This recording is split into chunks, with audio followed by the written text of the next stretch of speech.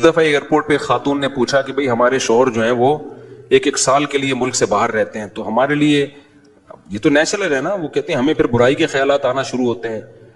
تو انہوں نے کچھ سوال پوچھے، وہ حیا کے خلاف ہیں، میں اس کو نہیں یہاں ڈسکس کر سکتا. میں نے ان سے کہا میاں کے علاوہ آپ کے پاس کوئی راستہ نہیں ہے اپنی خواہش پوری کرنے کا. تو وہ کہنے لگے پھر ہم کیا کریں، میاں بھی مجبور ہے. وہ کہہ رہے میں کیسے، اور اپنے ساتھ رکھ نہیں سکتا میاں، کیونکہ جو ہے وہ اس کے پاس اتنی تنخواہ نہیں ہے کہ بیوی کو رکھ سکے. تو چند کیس ایسے ہوتے ہیں. اصولی طور پر تو میاں کو چاہیے اللہ پہ توکل کرے، غریب بھی ہے نا اپنے ساتھ اپنی بیوی کو رکھے. کوئی بات نہیں، میاں بیوی دونوں روکھی سوکھی مل کے کھا لیں گے، کم پہ گزارا کر لیں گے. جو بیویوں کو چھوڑ کے ایک سال دو سال کے لیے باہر جاتے ہیں، یہ شریعت میں بالکل پسندیدہ نہیں ہے. اللہ نے بیوی کو صاحبہ کہا ہے، ساتھ رہنے والی.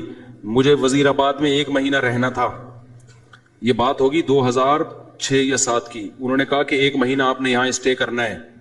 بیانات کے سلسلے میں نا مسجد 1 مہینے کے لیے میرے حوالے کی تھی. تو میں نے کہا بھائی میں تو بیگم کے بغیر 1 مہینہ نہیں رہ سکتا، بچے بھی تھے میرے. تو میں نے کہا 1 مہینہ میں نہیں رہ سکتا، مجھے بیگم بچے چاہیے، ان کا بھی ٹکٹ دو تو میں یہاں رہوں گا ورنہ نہیں رہوں گا. تو انہوں نے پھر بیگم بچوں کا بھی ٹکٹ دیا. وہ گھر والوں کے ساتھ رہ لیتے ہیں آدمی تمیز سے، ورنہ بیگم کے بغیر ہمارے لیے تو بڑا مشکل ہے اتنا لمبا عرصہ رہنا. مجبوری میں رہنا پڑتا ہے تو ایک الگ بات ہے، لیکن ہے مشکل کام. چاہے کتنے بھی آدمی کے میاں بیوی میں جھگڑے ہو نا، نہیں رہ سکتا بھائی. تو 1 سال کے لیے پتہ نہیں کیسے رہ لیتے ہیں لوگ بیگم کے بغیر. ٹھیک ہے ان کی مجبوری ہوتی ہے، میں مانتا ہوں، لیکن اس میں کوشش کرو اللہ پہ توکل کرو. بیگم روکھی سوکھی کھا لیں گے، لیکن اللہ میاں نے بیگم کو صاحبہ کہا ہے قرآن میں. صاحبہ کا مطلب ساتھ رہنے والی. صاحبہ کا کیا مطلب ہے؟ ساتھ رہنے والی. تو اس کا مطلب جب شادی ہو گئی تو وہ پھل ترو کی طرح تمہارے ساتھ چپک گئی ہے. پھل ترو کی طرح اس لیے کہہ رہا ہوں کہ لوگ پسند نہیں کرتے، لیکن اللہ نے اس کو آپ کے ساتھ کیا کر دیا ہے. اب جہاں جاؤ گے بیگم صاحبہ ساتھ ہوں گی. شارٹ ٹائم کے لیے جانا ایک الگ بات ہے، لانگ ٹائم کے لیے جانا ہے تو بیگم آپ کے ساتھ اللہ نے بولو چپکا دی ہے. وہ خود بھی گناہ سے بچے گی، تم بھی گناہ سے بچو گے. تو اس لیے یہ طریقہ ٹھیک نہیں ہے سال کے لیے میاں بیوی کا دور رہنا. اور پھر خواتین بھی پریشان ہوتی ہیں. تو گناہ کسی کے لیے بھی حلال نہیں ہے. میں نے اس خاتون سے کہا کہ 1 سال آپ کا شوہر باہر ہے، کیا اس کے لیے حلال ہے گناہ کرنا وہاں پہ؟ جب اس کے لیے حلال نہیں ہے تو آپ کے لیے بھی حلال نہیں. تو اللہ میاں نے صرف یہی رکھا ہے کہ ایک دوسرے کی خواہش پوری کر سکتے ہیں میاں بیوی، اس کے علاوہ ان کے پاس کوئی آپشن نہیں ہے. تو اب پھر بھی نہیں آ رہا میاں، تو میں نے ان خاتون کو یہ کہا کہ اپنے آپ کو بزی رکھیں. آپ کیا رکھیں بھائی؟ کوئی پازیٹیو ایکٹیویٹیز میں اپنے آپ کو کھپا دیں. ایسی موویز تو ویسے بھی ٹھیک نہیں ہے دیکھنا، خاص طور پہ فحش موویز دیکھنا، اور ٹک ٹاک پہ صبح و شام بے حیائی.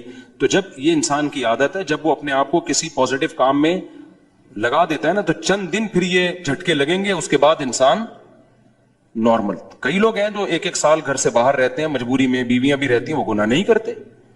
وجہ کیا ہے کہ وہ سوچتے ہی نہیں نا اس بارے میں، وہ اپنے آپ کو بزی رکھتے ہیں، مصروف رکھتے ہیں. تبلیغی جماعت میں سال کے لیے لوگ جاتے ہیں. میں تو اس کو صحیح نہیں سمجھتا، بیگم کو، جوان بیوی کو چھوڑ کر جاؤ آپ. لیکن بہرحال جو جاتے ہیں تو وہ گناہ تھوڑی کرتے ہیں، بچے رہتے ہیں، کیونکہ وہ ایک خاص ترتیب میں اپنے آپ کو جوڑ چکے ہوتے ہیں. بہرحال یہ نہیں ہے اس کو. تبلیغی جماعت میں سال کے لیے جا رہے ہو، اگر شادی شدہ ہو بیگم کو بھی لے کے جاؤ ساتھ میں. ہم تو یہی کہتے ہیں تبلیغ والوں سے بھی، بھائی اگر سال کے لیے جا رہے ہو نا، تو یہ زمانہ بہت خطرناک زمانہ ہے. حضرت عمر نے جہاد میں نہیں چھوڑا تھا، تو یا اس کے لیے جو ہے وہ ایجڈ ہو گئی ہے، بوڑھی ہو گئی ہے، ایک الگ بات ہے. لیکن آج کل بہت مسائل کھڑے ہونے کا خطرہ ہوتا ہے. لوگ کہتے ہیں نہیں فلاں سال کے لیے گیا کوئی مسئلہ نہیں ہوا. بھائی مسئلہ ہونے پر حکم کا مدار نہیں ہے، فتنے پر حکم کا مدار ہے، خوف پر. بے پردگی جب ہوتی ہے تو لازمی زنا نہیں ہوتا، لیکن زنا کا خطرہ ہوتا ہے. تو خطرے کی بیس پہ شریعت نے عورت کو پردے کا حکم دیا ہے. سمجھ رہے ہو؟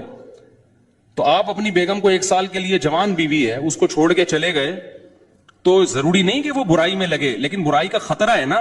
تو خطروں کی بیس پہ احکام دیے ہیں شریعت نے. برائی کا یقین ہو پھر تو بالکل ہی حرام ہے. تو خطرے کی بیس ہے، خطرہ اس بات کا. اس لیے اتنا لمبا بیگم کو چھوڑ کے جانا ٹھیک. اور میں آپ سے بتاتا ہوں، دیکھو جس کو بیوی کے حقوق دینے ہو نا، اپنی بیٹی کو سامنے رکھ کے سوچ لے.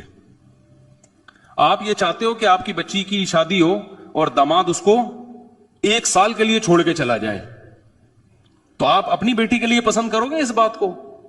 تو جو اپنی کے لیے پسند نہیں کر رہے، دوسروں کی بیٹیوں کے لیے کیوں پسند کر رہے ہو اس بات کو؟ بھائی یہ تو غلط ہے نا. تو اس لیے یہ اچھے لوگوں کی علامت نہیں ہے.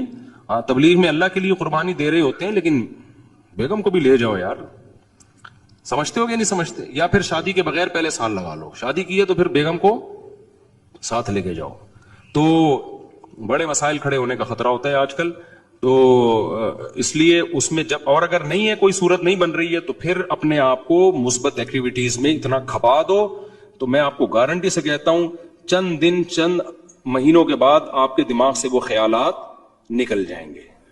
تو آپ مصروف کر دو گے اپنے آپ کو، لیکن اس بیس پہ آپ کے لیے کوئی بھی گناہ حلال نہیں ہے، گناہ حلال نہیں ہوگا آپ کے لیے. اچھا بھائی،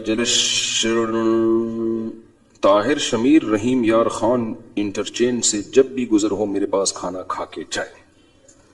ٹھیک ہے انشاءاللہ، صلو علی الحبیب. چلیں کبھی گزریں گے تو. لیکن وہی ہے، کسی سے ملاقات نہیں کروانی، سیدھا کھانا رکھ دینا ہے، اصرار نہیں کرنا.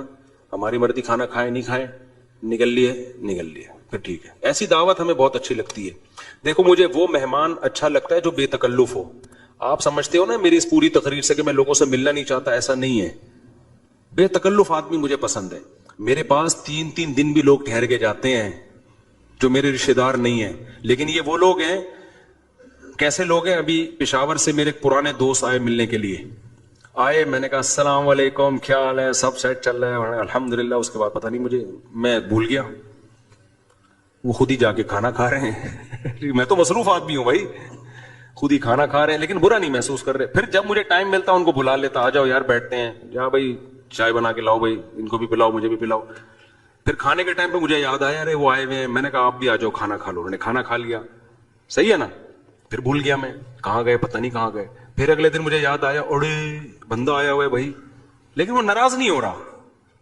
پھر میں آیا، جب میں فارغ ہوا میں نے کہا آ جاؤ یار، میں نے فلاں جگہ جانا ہے بیان کے لیے، آپ بھی میرے ساتھ ہی گاڑی میں آ جاؤ. اپنے ساتھ گاڑی میں بٹھایا، لے گیا ان کو، بیان کیا، گھمایا، پھر آیا اپنے ساتھ ہی واپس لیا. پھر بھول گیا میں، پتہ نہیں بندہ گیا کہاں پہ. تو وہ ناراض نہیں ہوئے. 3 دن اسی طرح ہم نے ہنسی خوشی گزارے. اس کے بعد وہ نکل لیے. انہوں نے کہا میں پشاور پہنچ چکا ہوں.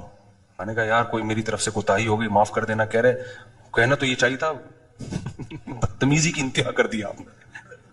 لیکن وہ خوش تھا. تو ایسے بندے 100 دفعہ ہیں. میں نے تو ایک کمرہ اسپیشل مہمانوں کے لیے بنایا ہوا ہے، واش روم کے ساتھ، کہ مہمان آئے اسٹے کریں یہاں پہ. لیکن وہ مہمان جو تکلف والا نہ ہو کہ جی پوچھا نہیں مجھے ناشتے میں مفتی صاحب نے، بھائی ہماری بہت ٹینشن ہے، ابھی یہ تجھے پوچھیں گے تو ہم تو گھر والوں کو کون پوچھے گا. ہاں کوئی بہت میرے ٹیچر آ جائے نا، استاذ آ جائے، معزز مہمان، کوئی بہت ہی اپر لیول کا میرے ٹیچر آ جائے